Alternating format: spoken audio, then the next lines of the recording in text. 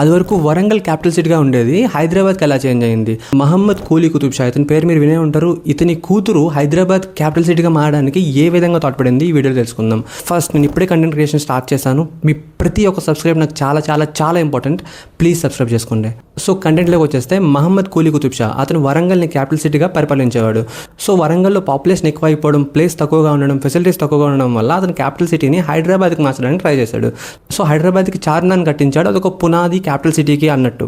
So ఇతని కూతురు హయాత్ బక్షి బేగం, ఈ వీడియో ఆవిడ కోసమే, అతని భర్తతో పాటు రాజ్యాన్ని పరిపాలించడం జరిగింది. సో వాళ్ళ హస్బెండ్ కూడా వేగంగా చనిపోవడం వల్ల వాళ్ళ కొడుకుని యువరాజుగా చేసి ఈవిడ పర్యవేక్షణలో రాజ్యాన్ని అంతటినీ చూసుకునేది. సో మోర్ లైక్ శివగామిని దేవి బాహుబలి లాగా అనమాట.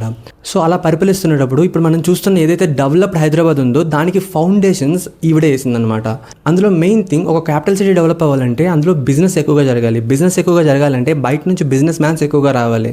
సో ఈవిడ దాన్ని అబ్జర్వ్ చేసి, సో బిజినెస్ మ్యాన్స్ ఇక్కడ రావడానికి వాళ్ళకి రవాణా సదుపాయాలు కల్పించేది. సో ఇక్కడికి వచ్చిన తర్వాత వాళ్ళకి వసతి సౌకర్యాలు కూడా కల్పించేది. సో వాళ్ళందరినీ బాగా చూసుకునేది. సో దీంతో పాటు వాళ్ళ ఫాదర్ ఏదైతే బిల్ చేశాడో చార్మినార్, దాన్ని ఈవిడే మేనేజ్ చేసేది. ఈ హయాత్ బక్షి బేగం ఒక మస్జిద్ని ఏర్పాటు చేసి అందులో మతబోధనలు చేసేది.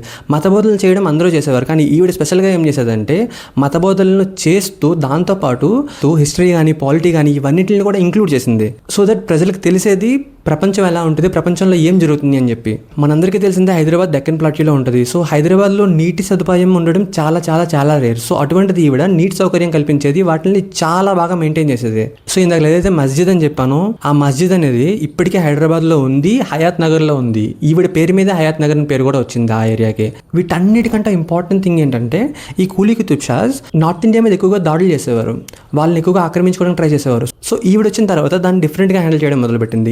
ఇన్స్టెడ్ ఆఫ్ వెళ్ళి వాళ్ళతో ఫైట్ చేయడం కన్నా వాళ్ళతో నెగోషియేట్ చేసి, ఫైట్ చేయడం వల్ల మీ సైన్యం ఆ సైన్యం రెండు సైన్యాలు నష్టపోతాయి, సో కలిసి రాజ్యాన్ని పరిపాలిద్దాం అని చెప్పి వాళ్ళని ఇన్వైట్ చేసేది. సో అప్పటి కాలంలో మేల్ కింగ్స్ ఎవరైతే ఉన్నారో వాళ్ళే చేయలేని థింగ్ ని ఈవిడ సునాయాసంగా చేసేది. సో నాకైతే ఈవిడ లైఫ్ చాలా చాలా ఇన్స్పైరింగ్. ఐ హోప్ మీరు కూడా ఇన్స్పైర్ అవుతారని చెప్పేసి. 100 మంది వీడియో చూస్తే 10 మంది మాత్రమే చివరి వరకు వస్తారు, మీరు కూడా అందులో ఒకరు. ప్లీజ్ సబ్స్క్రైబ్ చేసుకోండి. నా ఛానల్ స్టార్టింగ్లో ఉంది, మీ ప్రతి సబ్స్క్రైబ్ నాకు చాలా చాలా చాలా ఉపయోగపడుతుంది. Thank you.